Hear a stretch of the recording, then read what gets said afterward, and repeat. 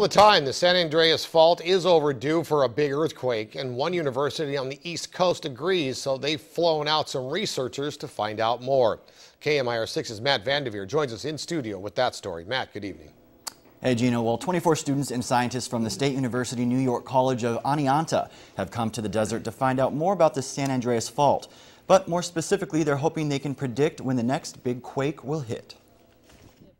Scientists from New York have traveled to the Coachella Valley to study the San Andreas fault, a fault they say is ready to shake. We're overdue on this segment of the San Andreas for another significant earthquake. And why not make it a learning opportunity? Doctorate students from State University New York Oneonta are here to study the fault. This is an active plate tectonic boundary, so we come out here to show the students and expose them to the great stuff here. The goal? To predict when the big one will hit.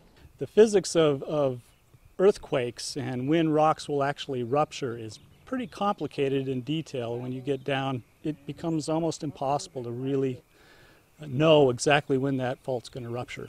Now I'm standing essentially where these two plates meet. On this side, there's the Pacific plate, which extends all the way to Japan, and on this side, it's the North American plate, which extends all the way through New York to Iceland.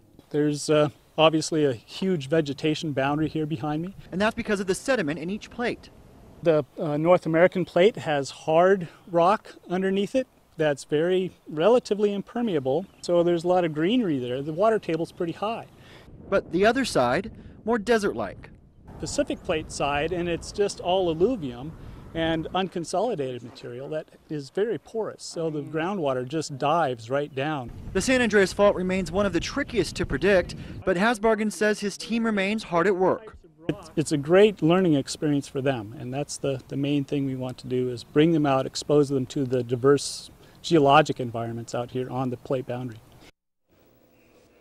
Now that entire team of 24 is camping out during their stay in the desert. They'll be out there for the next 2 days. Back to you. All right, thank you, Matt.